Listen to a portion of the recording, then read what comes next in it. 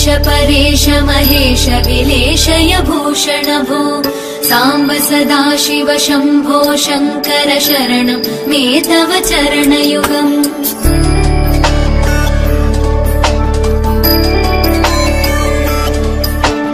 उमया दिव्य सुमङ्गल विग्रहया लिङ्गित वामाङ्ग विभो साम्ब सदा शिव शम्भो शङ्कर शरणं मे तव चरणयुगम् दूरीकुरु मामज्ञमनाथं दूरीकुरु मे दुरितं भो साम्ब सदा शिव शम्भो शङ्कर शरणं मे तव चरणयुगम् शिवाय नमः शिवाय नमः शिवाय नमः नमः शिवाय शिवाय नमः शिवाय नमः शिवाय नमः नमः शिवाय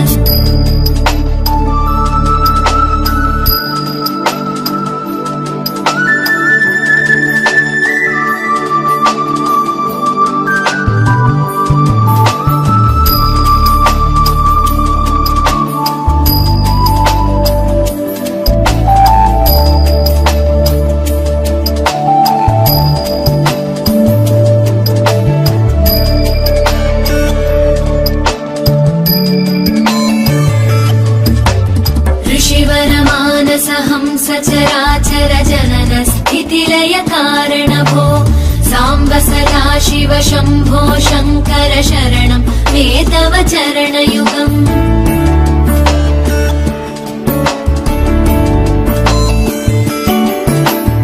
अन्तःकरण विशुद्धिं भक्तिं च त्वयि सतीं प्रदेहि विभो साम्ब सदा शिव शम्भो शङ्कर शरणं मे तव चरणयुगम् करुणावरुणालय मयि दास उदासस्तवोचितो नहि भो साम्ब सदा शिव शम्भो शङ्कर शरणं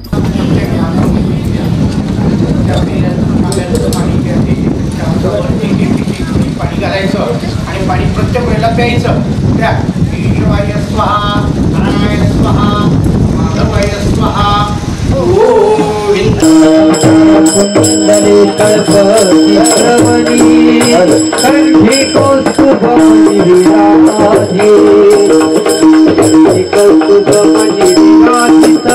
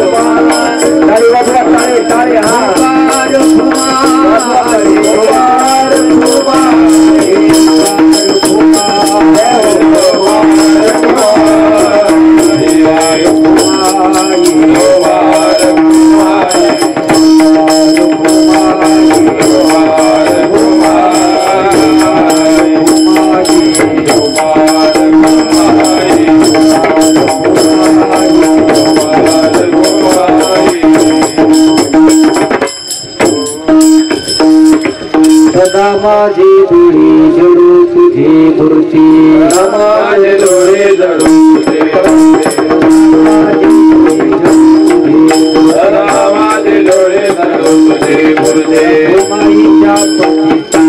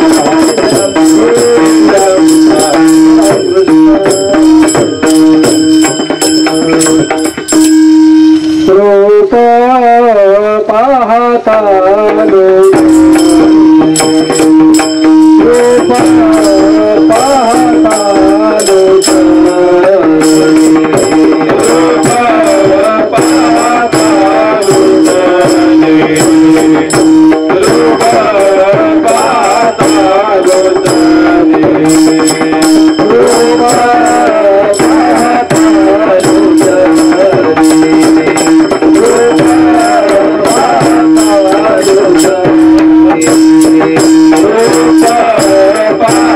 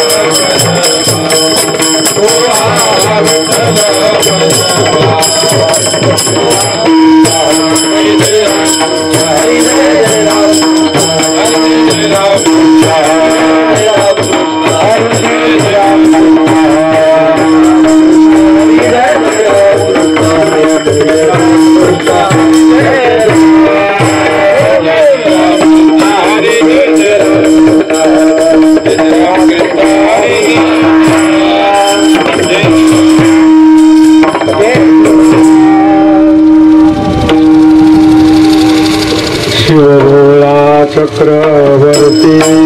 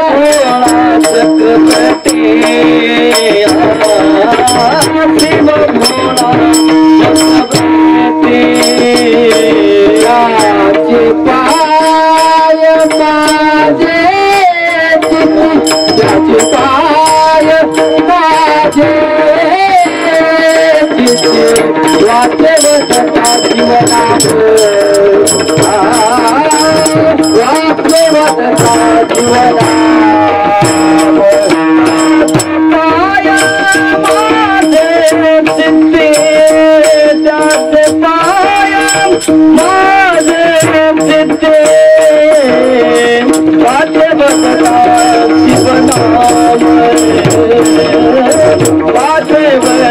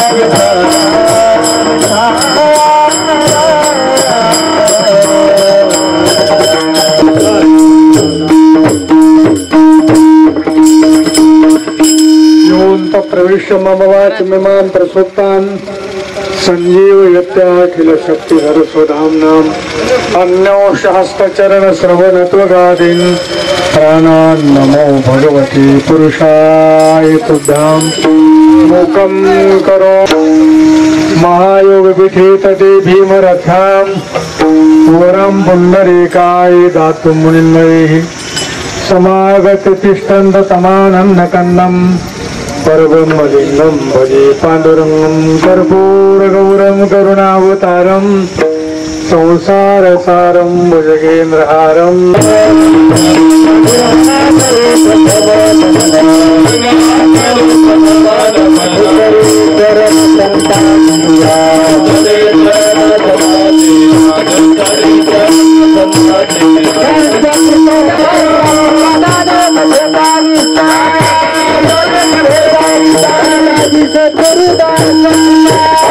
सद्गुरु दास तुका शिव भोळा चक्रवर्ती त्याचे पाय माझी चित्ती वाचे वदता शिवनाम तयान बाधी क्रोधका विठाला विठाला विठाला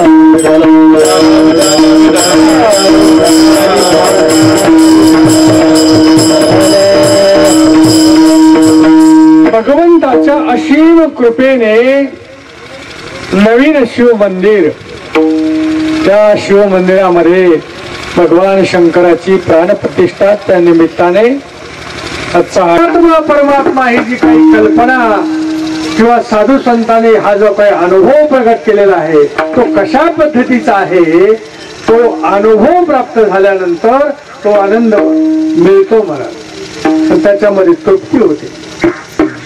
ज्या वेळेला तृप्ती होते त्यावेळेला संतांचे वाक्य निघतात, आता काही काम शिल्लक नाही.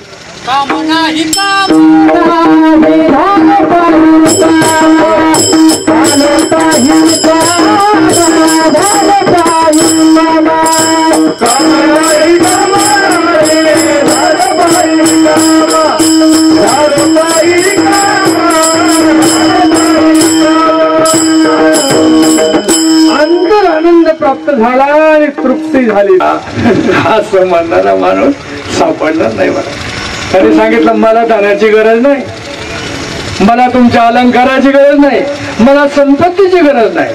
त्यांच्या गळ्यामधला अलंकार कोणी मागणार नाही.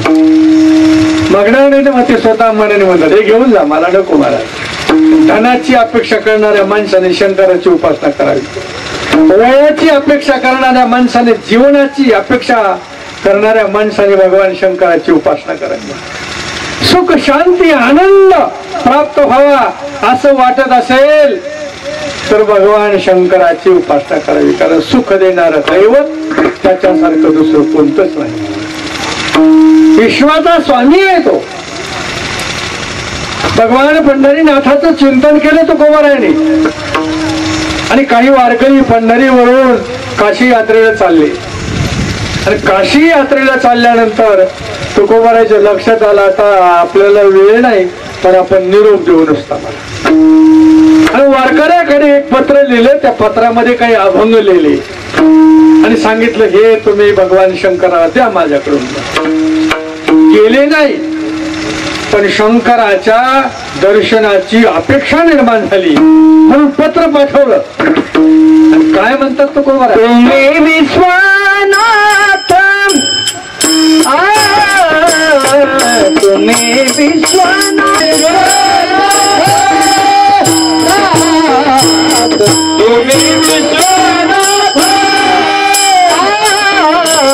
तुम्ही विश्वनाथ, तुम्ही विश्वनाथ,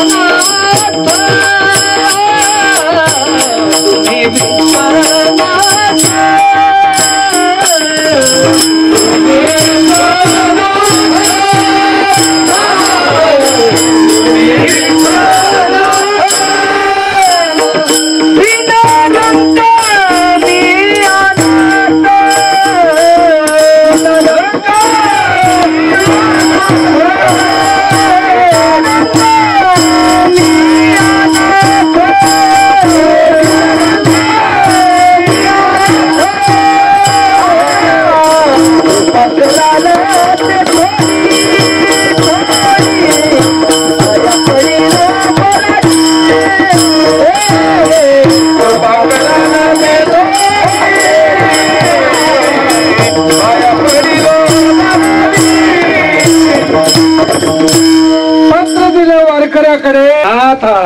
विश्वाचे स्वामी आहात, विश्वाचे मालक आहात महाराज. मालकाला नमस्कार केला. आता सांभाळणं, सुखी ठेवणं, मोठं करणं, लहान करणं, मनातल्या इच्छा पूर्ण करणं, अंतिम सुख समाधान देणं तुमच्या हातामध्ये आहे. तुम्ही विश्वाचे स्वामी आहात, मालक आहात. शास्त्रकारांनी नमस्कार केला. ध्यायं नित्यं महेशम, नित्य स्वरूपामध्ये महेशाला नमस्कार केला. का? त्याच श्लोकामध्ये सांगितलं विश्व आद्यम विश्ववंद्यम निखिल भयहरम पंचवक्त्रम त्रिनेत्रम, असं भगवान शंकराचं वर्णन केलं. विश्वाचा आदी, विश्वाचा आदी, विश्वाचा वंदनीय, ईश्वाला सुखाचा वर्षाव करणार दैवत म्हणजे भगवान शंकर. ज्ञानवरायने वर्णन केलं. ध्वजस्तंभावरी वानरो, हे भगवान शंकर ध्वजस्तंभावर स्तंभावर वानराच्या स्वरूपामध्ये बसल्या. मूर्तिमंत शंकर शब्द वापरला जातो. भगवान शंकर अर्जुनाच्या रथावर बसले. रथाचं आणि अर्जुनाचं रक्षण करण्याचं काम, दोन्ही काम केले. एक कहाणी अशी महाभारतामध्ये आलेली आहे की ज्या वेळेला हातामध्ये धनुष्य बाण घेऊन अर्जुन निघायचा, त्यावेळेला भगवान कृष्ण परमात्मा खाली उभे राहिलेले असायचे आणि अर्जुनाला सांगायचे तू चल वर जा, चढ. अगोदर अर्जुनाला वर चढायचं आणि मग भगवंताने बसायचं सारथी करण्यासाठी, सारथीपणा, रथ चालवण्याच्या कामासाठी. पण महाभारताचं युद्ध संपलं आणि युद्ध संपल्यानंतर भगवंताच्या हातामध्ये दोर, घोड्याची दोर हातामध्ये राहिलेली लगाम, कठोपनिषदामध्ये फार सुंदर वर्णन आलेलं आहे महाराज. तिथे या शरीराला रथाची उपमा दिली कठोपनिषदामध्ये. शरीर हे रथ आहे, शरीरम रथमेव. या शरीर रूपी रथाचा सारथी बुद्धी आहे. या शरीर रूपी रथाचे घोडे मन इंद्रिय आहे, इंद्रिय घोडे आहेत आणि या शरीर रूपी रथाच्या घोड्याचा लगाम ते मन आहे. भगवंताने अर्जुनाचा रथ चालवण्याकरता सारथी पण आपल्या हातामध्ये घेतलं. सद्गुरू जे असतात ते शरीराचा रथ चालवण्यासाठी माणसाचं मन आणि बुद्धी ताब्यामध्ये घेतात आणि मन आणि बुद्धी ताब्यामध्ये घेऊन त्याच्या इंद्रिय रूपी घोड्याच्या द्वारे हा शरीराचा रथ चाललेला असतो. बुद्धिम तो सारथीम विद्धी, बुद्धी ही सारथी आहे. आणि म्हणून गीतेमध्ये भगवान परमात्मा अर्जुनाला म्हणतात बाबा शरीराचा रथ चालवण्याकरता ज्या बुद्धीची गरज लागते ती बुद्धी तुझ्या ठिकाणी निर्माण झाल्याशिवाय तुला माझं स्वरूप कळणार नाही. ददामि बुद्धियोगंतम येन मामुपयन्ति ते. ज्या बुद्धियोगामुळे माझं खरं स्वरूप तुला कळेल ती बुद्धी मी तुला देतो. भगवान परमात्म्याने अर्जुनाला बुद्धी दिली आणि मग देवाचं खरं स्वरूप बुद्धी मिळाल्यानंतर अर्जुनाला पाहायला मिळालं. विठाला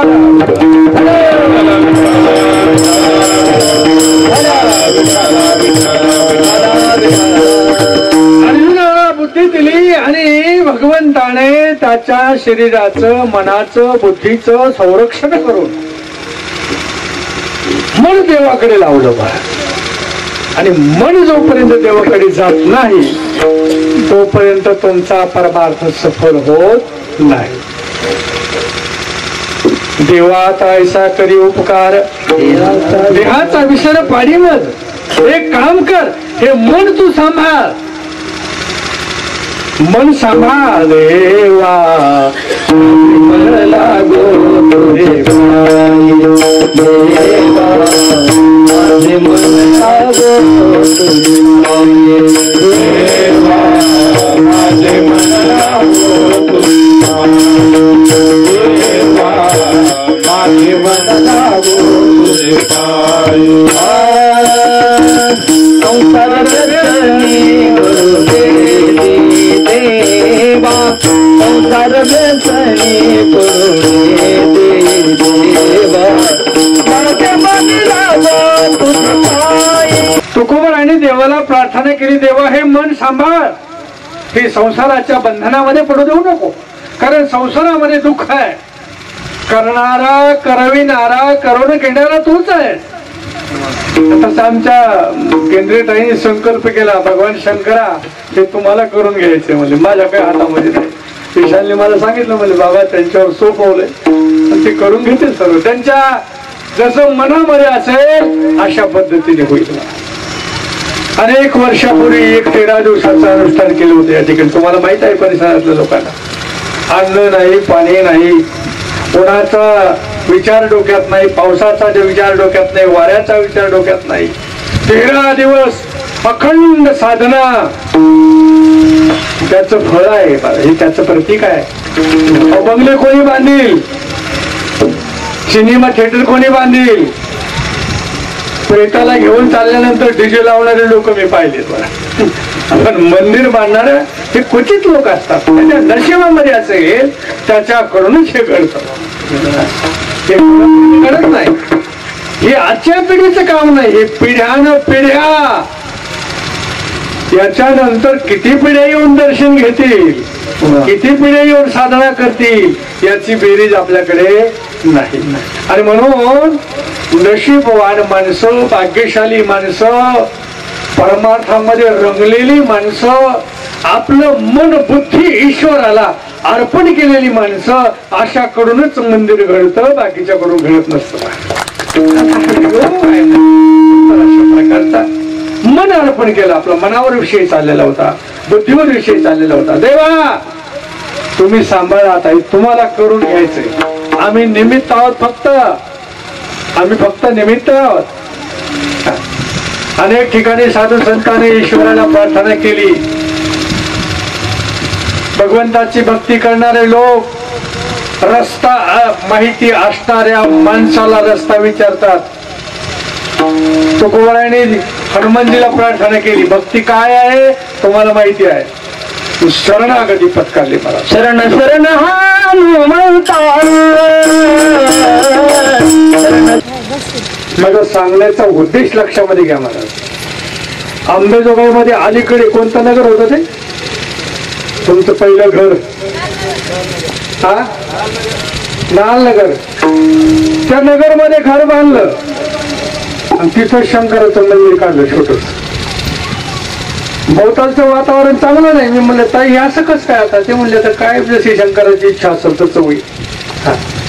आपल्यावर काही नाही, शंकराची जशी इच्छा असेल तसं होईल. ते संपलं, घर गेलं, विकलं. ते पलीकडे बांधलं कॉलेजच्या जवळ. ते कोणतं नगर आहे? विवेकानगरमध्ये. तिथेही मंदिर बांधलं छोटं. म्हणलं ताई तिकडं जाता इकडं, म्हणजे त्याची जशी इच्छा असेल तसं होईल. आणि तिथलंही मंदिर कॅन्सल झालं. ज्या जागेवर बसून अनुष्ठान केलं त्या जागेवर तो मंदिराचा योग आला आणि खरं मंदिर इथे नाही, पिढ्याने निर्माण झालं महाराजांचं. त्याच्यावर सोपवलो. बुद्धी देणारा तू आहेस, तुला जसं करून घ्यायचंय तसं करून घ्यायचं. पण भक्तीचा मार्ग तुकोबारायने हनुमानजीला विचारला आणि भगवान शंकराची उपासना कशी करावी हे कळण्याकरता नाथबाबाने भगवान शंकराचं तोंड भरून वर्णन केलं पहिलं चरण.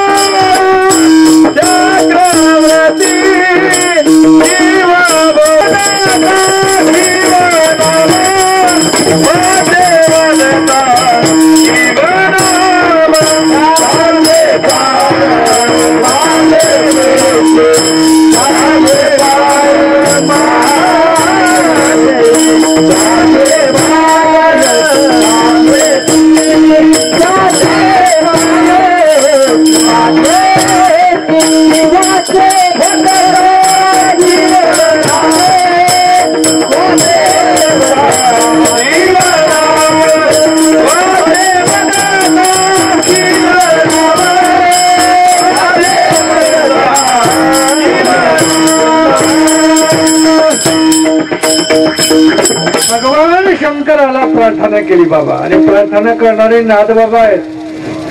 हो, स्वरूपाला जाणलं ओळखलं तुम्ही महान आहात. पण दोन शब्द एका चरणात वापरले. थोडी अडचण येते बरं का कधी कधी बोलण्याची. शिव भोळा आणि दुसरा शब्द चक्रवर्ती.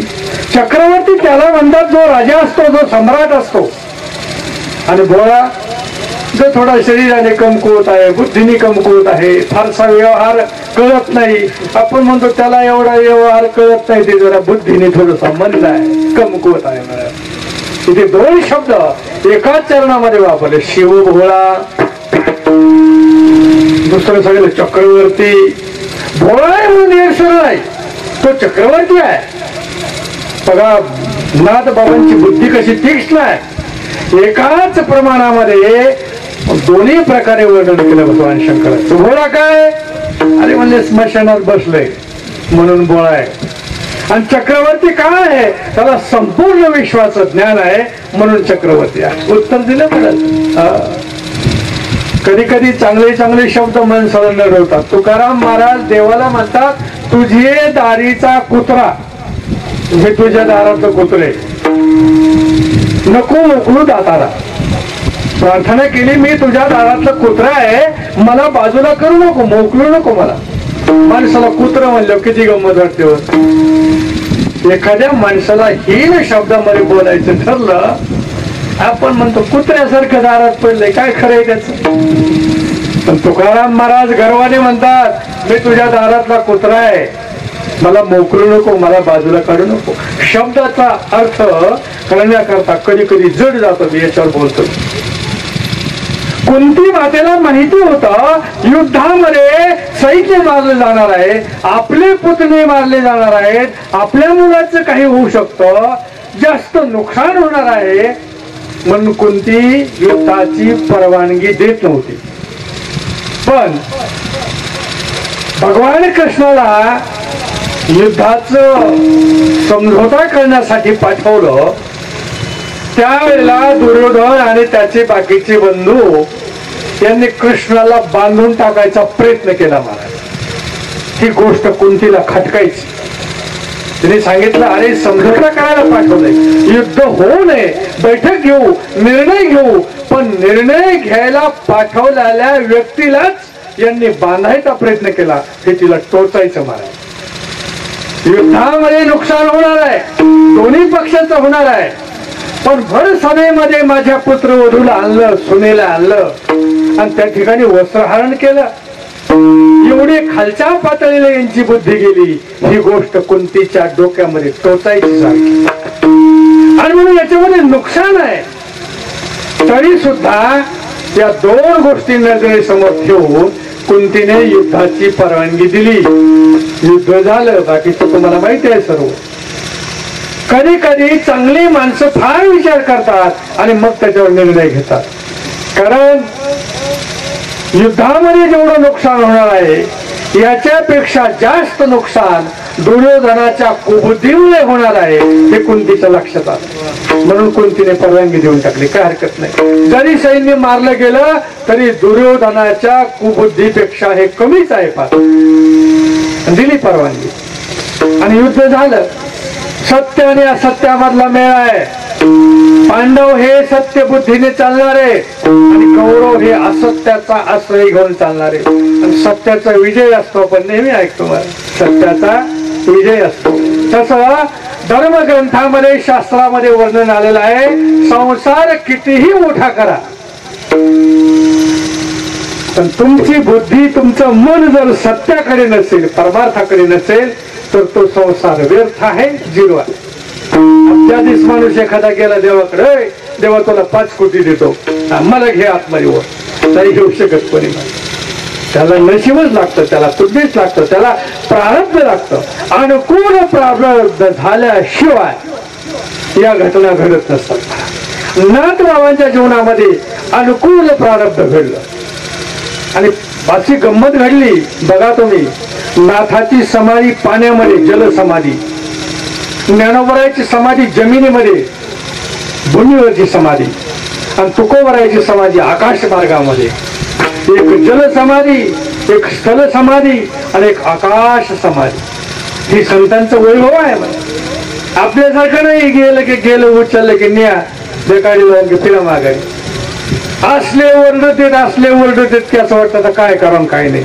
आणि नाही पेटलं तर राखेल टाकू टाकू पेटीत. हे आपलं गमत आहे. फार मोठा फरक आहे आपल्या बुद्धीमध्ये आणि संतांच्या विचारामध्ये. संतांचं मनोगत विश्वा करता असतं. ज्ञानोबरायांनी विश्वा करता प्रार्थना केली, वाकड्या माणसाची बुद्धी सरळ होत. जे खळाचे व्यंकटी सांडू सत्करी होता परस्परे पडो जीवांचे. आणि काय शब्द वापरला, आता विश्वात्मके देवे. संपूर्ण विश्वाला देव मानलं. माझा एक शब्द केलाय, विश्व आद्यम, विश्ववन्यम, निखिल भयहरम, पंचवक्त्रम, त्रिनेत्रम, 3 डोळे आणि संपूर्ण विश्वाचं दुःख दूर करण्याची ताकद त्याच्यामध्ये आहे. ते भगवान शंकर. विठाला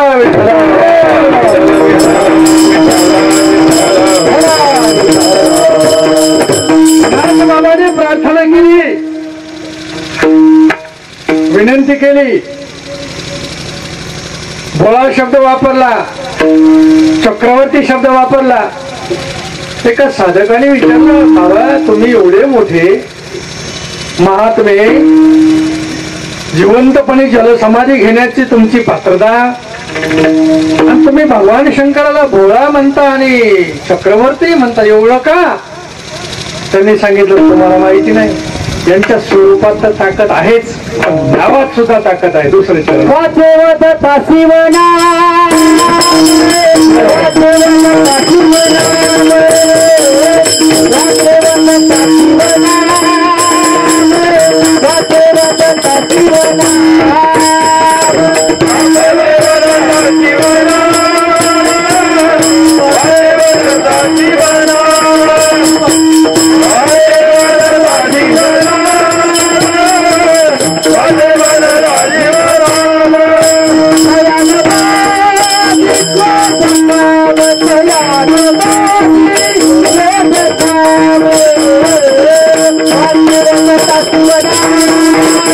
क्रोधावर आणि कामावर अवलंबून आहे.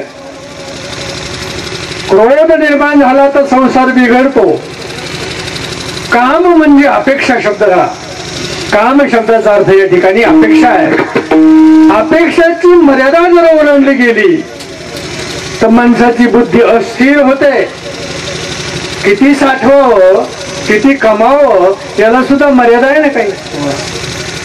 पण इथपासून वडवणी पर्यंत हे माझं क्षेत्र आहे. वडवणी पर्यंत गेला तर मग बीड पर्यंत जायची सुद्धा इच्छा निर्माण होईल. त्याला मर्यादा आहे.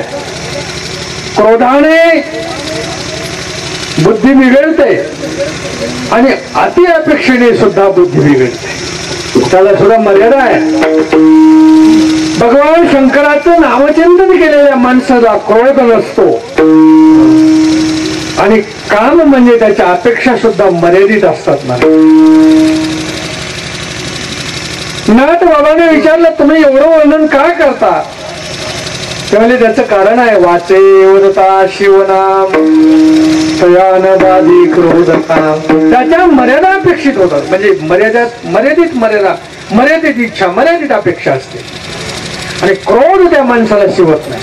आणि त्याला जर क्रोधाने स्पर्श केला तर मग बाकीच्याच काही खरं नसतं. बरं काही बी सांगत होतो मला तुम्हाला, शंकराची उपासना करणाऱ्या माणसाला क्रोध येत नाही आणि आला तर ज्याच्याविषयी आला त्याचं माग काही नसतं मुलांना. इतकं उलटा खेळ आहे. गणपती, देवी आणि भगवान शंकर हे लवकर प्रसन्न होणारे दैवत. खलो चंडी विनायको. चंडी म्हणजे देवी आणि विनायक म्हणजे गणपती आणि भगवान शंकर लवकर प्रसन्न होणारे आणि लवकर मनोगत पूर्ण करणारे. तर तितका भाव जागृत झाला पाहिजे, मन तितकं एकाग्र झालं पाहिजे. अशा काही शंकराच्या उपासना करणाऱ्या भक्ताच्या कथा आहेत बऱ्याच. अगदी काही मिनिटांमध्ये पण तितकी निष्ठा जागृत झाली. काही मिनिटांमध्ये प्रसन्न. तासाचा विषयच नाही आणि दिवसाचा नाही, वर्षाचा नाही, काही मिनिटांमध्ये तितकं जागृत झालं पाहिजे. संपूर्ण विश्व बाजूला सोडलं आणि एकमेवा द्वितीयम, एकच, दुसरं कोणीच नाही बघा. ही भावना ज्या वेळेला निर्माण होते त्यावेळेला तुम्ही विश्वनाथ, विश्वाचे नाथ, विश्वाचे स्वामी याचा अनुभव येतो. दीनरंग मी अनाथ, मी दीन आहे, मी अनाथ आहे. आणि म्हणून साधा शब्द वापरला, देवा तुझ्या दारात कुत्र आहे, मी सांभाळतो. आता दूर करू नको, लांब करू नको. अर्पण केलं सर्वस्व. माझ्या बुद्धीला चांगलेपणा देणं तुझ्याकडे आणि माझ्या बुद्धीला वाईटपणा देणं तुझ्याकडे. निखिल भय हरम, जगाची भीती दूर करण्याची ताकद तुझ्यामध्ये आहे. आणि म्हणून नाथबाबांनी सांगितलं, बाबा याचं दर्शन तर आहेच, पण शिवनामाचा उच्चार जर केला तर काम आणि क्रोध त्या माणसाला स्पर्श करत नाही. आणखी 4 गोष्टीचा उल्लेख केला, धर्म, अर्थ, काम. धर्म, अर्थ, काम.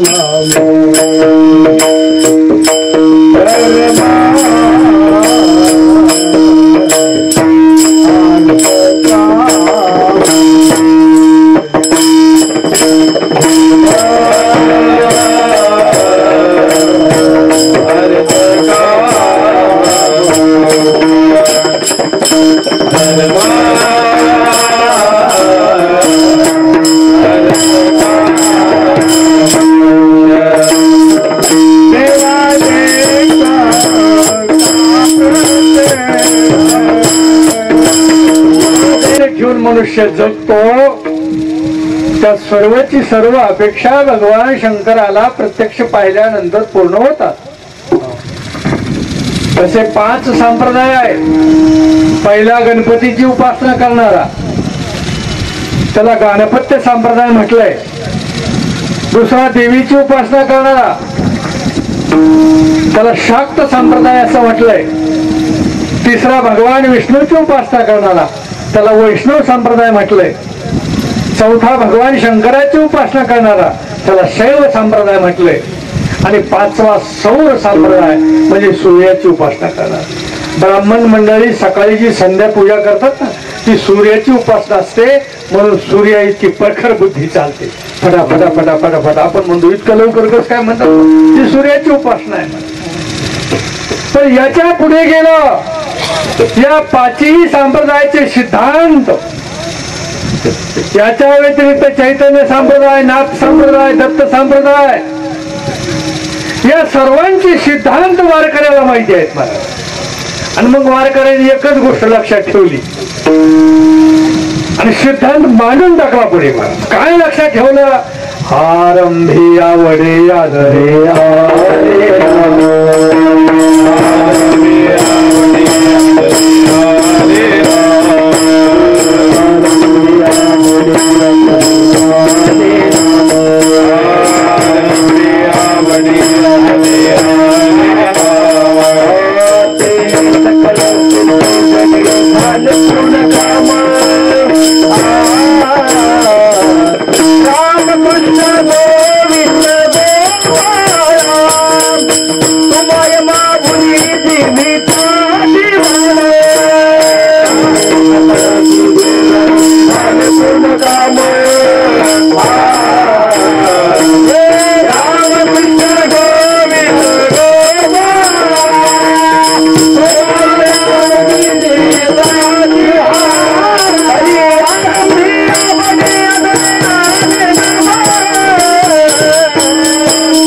आले नाम तेने सकल सिद्धी जगी झाले पूर्ण काम.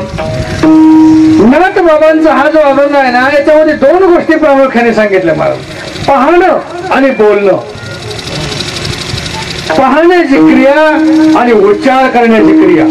वाचे वदता शिवनाम म्हणजे नामजप. आणि पाहणं शिव देखता प्रत्यक्ष, प्रत्यक्षामध्ये पाहणं. तर पाहण्याची क्रिया आणि उच्चाराची क्रिया या दोन्ही क्रिया एकत्र घडतात. आणि या दोन्ही क्रिया जोपर्यंत एकत्र घडत नाही तोपर्यंत कार्य सफल होत नाही. नामदेव महाराजांनी देवाला प्रार्थना केली. शेवटी पार महाराज घालीन लोटांगण वंदीन चरण डोळ्याने पाहिन रूप तुझे. शेवट प्रार्थना पार. अभंग 2630-35 आसपास अभंग झाले आणि शेवटी देवाला प्रार्थना केली. मला एक सांगा, लोटांना घालीत असताना दृष्टी कुठे असते? बोला, काय घाबरू नका. दृष्टी खाली आहे. लोटांना घालतो ना खाली, ही नजर खाली गेली. घाले लोटांगण, डोकं खाली गेलं, दृष्टी खाली गेली. चरणाला वंदन केलं. घालेलं लोटांगण, वंदन चरण, वंदन केलं, नमस्कार केला. पण पुढचा शब्द अवघडी पडत बोललं. थोडं बोलायला अवघड जातं. डोळ्याने पाहिन रूप. ज्या वेळेला लोटांगण घातलं त्यावेळेला डोकं खाली गेलं, नजर खाली गेली आणि डोळ्याने पाहिन रूप तुझे. मग रूपाला पाहण्यासाठी डोळे वर पाहिजेत ना. पण नामदेव महाराजांचे डोळे खाली गेलेले आहेत, दृष्टी खाली गेलेली आहे आणि ते म्हणतात डोळ्याने पाहिन रूप तुझे. तुम्ही विचार करा, मी तर सांगतोय. रूप पाहण्याकरता दृष्टीवर पाहिजे ना, स्वरूपाकडे. इथे बोलण्याचा हेतू असा आहे की दृष्टी खाली गेली पण अंतर स्वरूपामध्ये अंतर्मनाने तुझं रूप पाहिलं. हे त्याचं उत्तर आहे. तसं नाथ बाबा या ठिकाणी दोन्ही उत्तर देतात. तुझ्या नामाचा उच्चार केला तयाना बाधी क्रोधका. तुझ्या रूपाला पाहिलं धर्म अर्थ काम मोक्ष प्राप्त.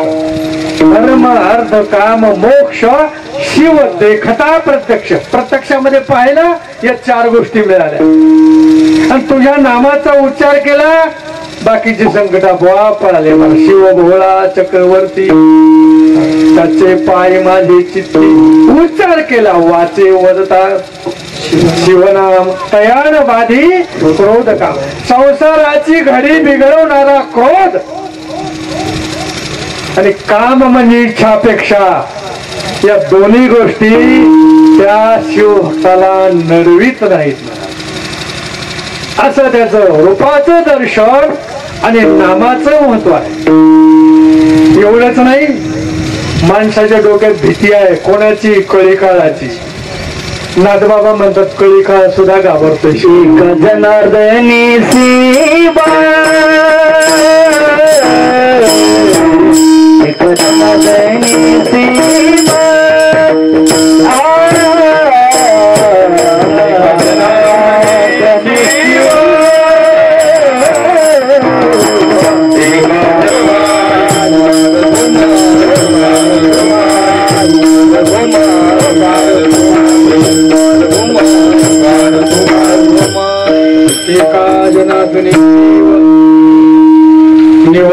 कलिकाळाचा भीव.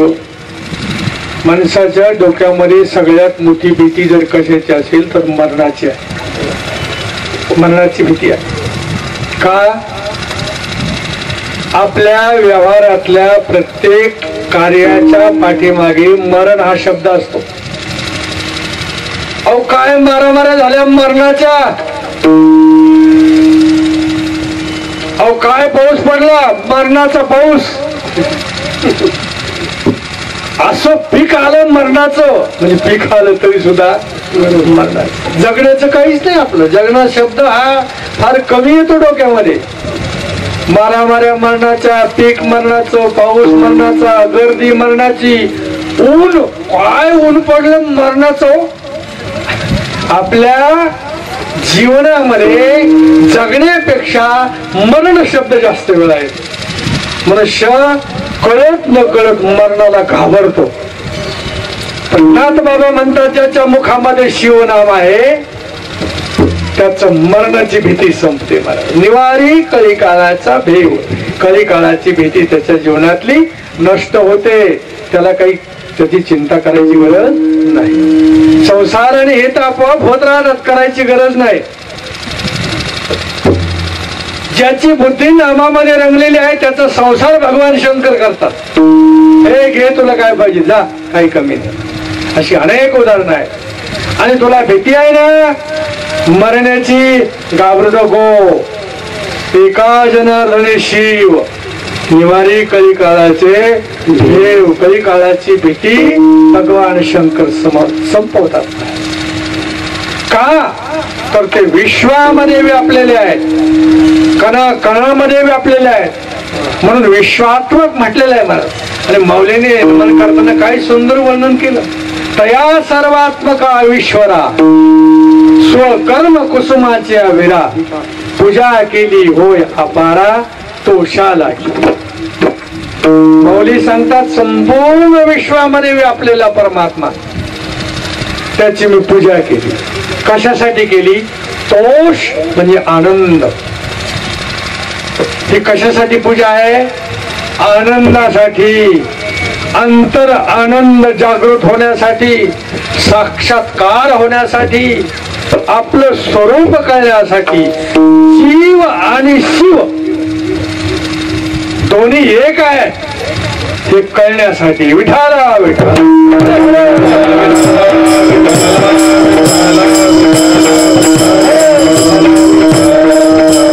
हे सर्व संतांच्या कृपाशीर्वादामुळे प्राप्त होतं.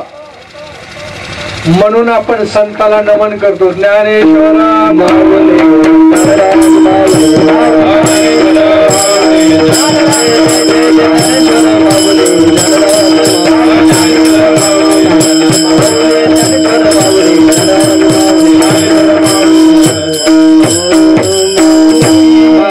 टायमिंग आहे 10 ते 12चं. 12:15 वाजलेत, 15 मिनिटं एक्स्ट्रा बोलले. मी कालपासून आले वेळेला सुरू करा म्हणून चालू गेले. परमेश्वर महाराज ते बाळासाहेब अरे एका जनार्दनी शिव, एका जनार्दनी शिव, एका जनार्दनी शिव, एका जनार्दनी शिव, एका जनार्दनी शिव, एका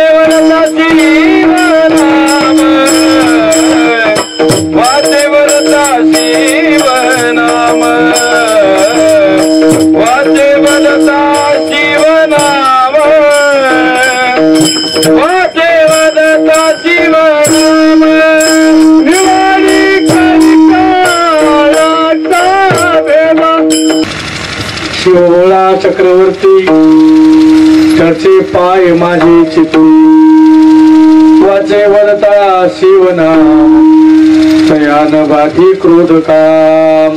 क्रोध आणि काम नष्ट होतो. पहिला मुद्दा उच्चार केल्यानंतर. धर्म अर्थ काम मोक्ष 4 गोष्टीची प्राप्ती होते. धर्म आणि अर्थ या 2 गोष्टी संसाराला पोषक आहेत. आणि अर्थ आणि काम या 2 गोष्टी संसाराला पोषक आहेत. धर्म आणि मोक्ष या 2 गोष्टी परमार्थाला पोषक आहेत. तर व्यवहार आणि परमार्थ दोन्ही गोष्टी साधल्या जातात. अर्थ म्हणजे पैसा जमा करणं आणि काम म्हणजे इच्छा पूर्ण करणं. संसारातल्या या 2 गोष्टी पूर्ण होतात. धर्म सापडतो, कळतो आणि मोक्ष प्राप्त होतो. परमार्थातल्या या 2 गोष्टी सापडतात. अशा या 4ही गोष्टी शिवभक्ताला प्राप्त होतात. म्हणून उच्चार धर्म अर्थ काम मोक्षाची प्राप्ती आणि कलिकाळाची भीती संपवणं हा सर्वात मोठा सिद्धांत ते डोक्यामधलं निघून जातं. असं भगवान शंकराचं नाव आहे. शं सुखम करोति इति शंकरा. शंकर शब्दाचा अर्थच सुख देणार असा त्याचा अर्थ होतो. आणि म्हणून हे शिवालय हे या देवालयामध्ये आहे. जीव आणि शिव या दोघांचं ऐक्य आहे. याच्याकरता सगळे शास्त्रकार, याच्याकरता सगळे दर्शनकार, याच्याकरता सर्व संत, याच्याकरता सर्व संप्रदाय, दत्त संप्रदाय असेल, नाथ संप्रदाय असेल, वारकरी संप्रदाय असेल, संन्यास संप्रदाय असेल, तिकडे उत्तर भारतामध्ये दादू संप्रदाय असेल, तुळशीदासाचा संप्रदाय असेल, वीर शैव असतील, शैव असतील, सगळ्यांची सगळे संप्रदाय आणि सगळ्यांची सगळी भक्ती आपल्यातला मी कळावा याच्यासाठी आहे. तुम्ही एवढे बसलात, एवढे आंधळे सगळे आडनावाचे नाही बरं का, खरोखरचे आंधळे.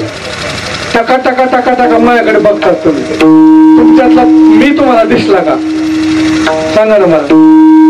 आपल्यातला मी अजून आपल्याला दिसला नाही. आणि जोपर्यंत आपल्यातला मी आपल्याला दिसत नाही तोपर्यंत आपण आंधळे. या आंधळ्याला डोळस दृष्टी देण्याचं काम संत करतात. म्हणून आपण संतांचं गुणगान गातो. या आंधळ्याला डोळस दृष्टी देण्याचं काम परमात्मा करतात. म्हणून आपण भगवान शंकराच्या नावाचं चिंतन करतो. जय विठ्ठल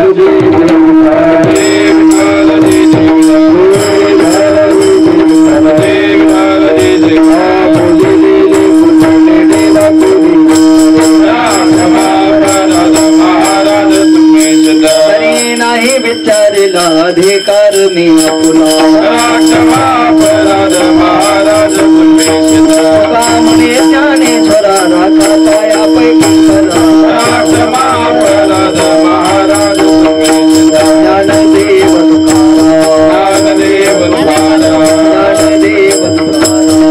ज्ञानदेव झाले समाधान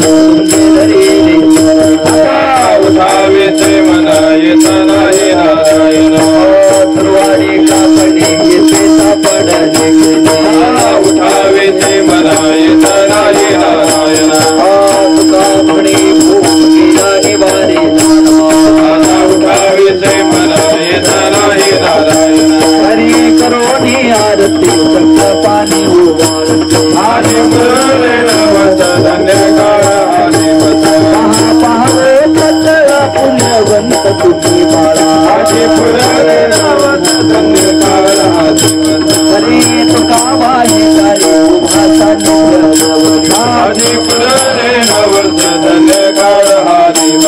प्रेम प्रेम आरती गोविंद ते लोचना नित्य करते अवलोकन थोडा आणि मोठा गोवाळी ते पर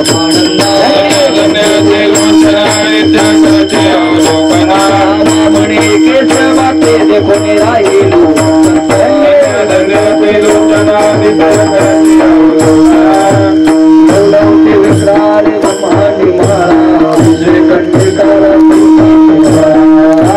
सुंदर मस्त किनारा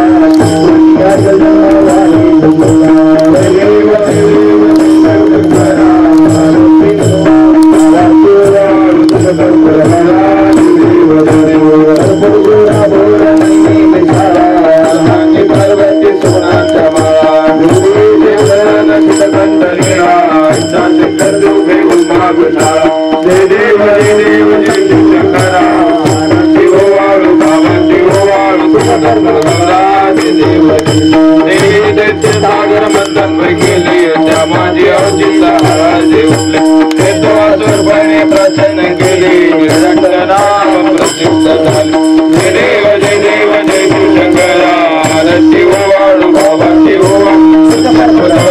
जय देव जय व्याघ्रांबर परिवर्तन सुंदन मनारी पंचानन मोहन पंचसुखारी कोटी देवाचे उच्चारी रामदासांतरी जय देव जय शंकरा रती वाळू बाबा जय देव आरती ज्ञान राजा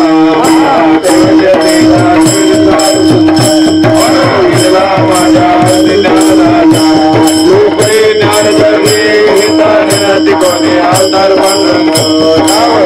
ज्ञानी आरती ज्ञान राजा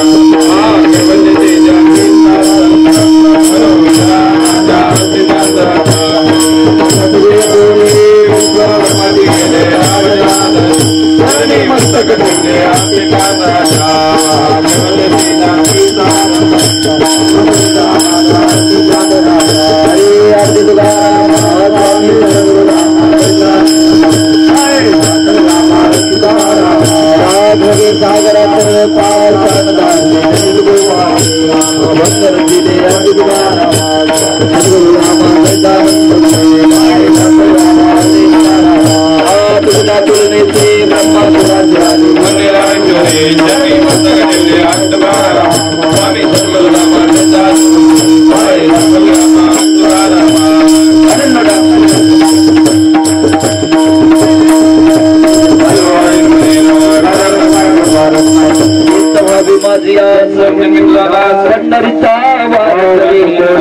संत संगे सर्व पंढरीचा वार चंद्रभागे स्नान पंढरीचा वार करी मागणे ते का तुझ प्रती आहे या संतांची निरदी हे ती मज दे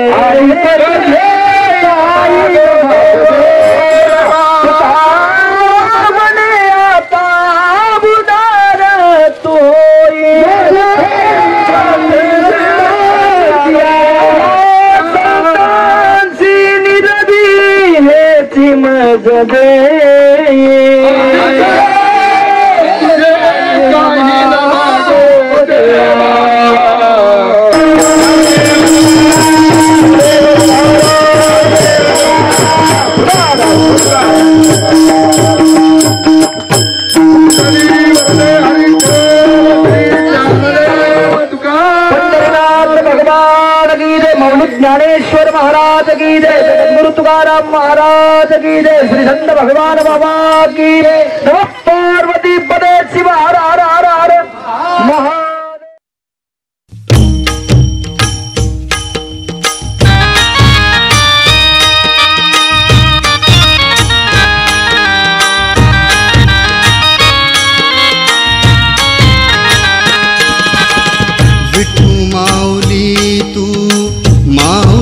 जगाची विठू माऊली तू माऊली जगाची माऊलीत मूर्ती विठ्ठलाची विठ्ठला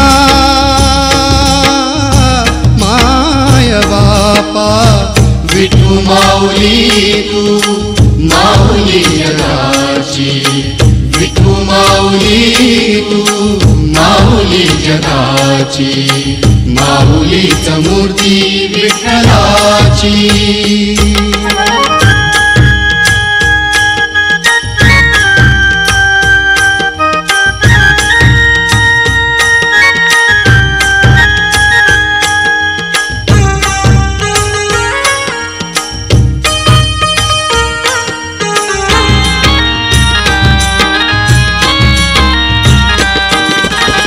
काय तुझी माया सांगू श्रीरंगा, काय तुझी माया सांगू श्रीरंगा.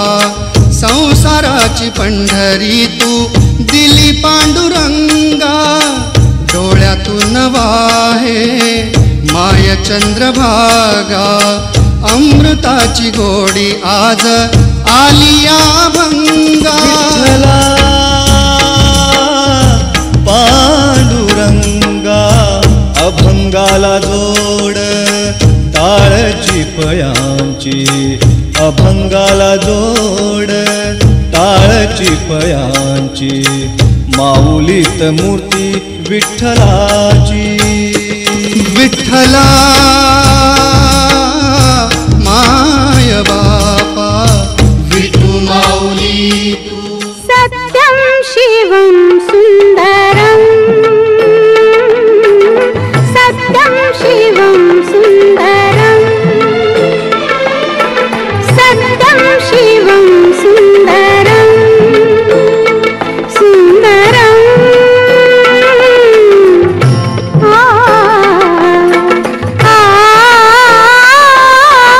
सत्यं शिवं सुंदरं, सत्यं शिवं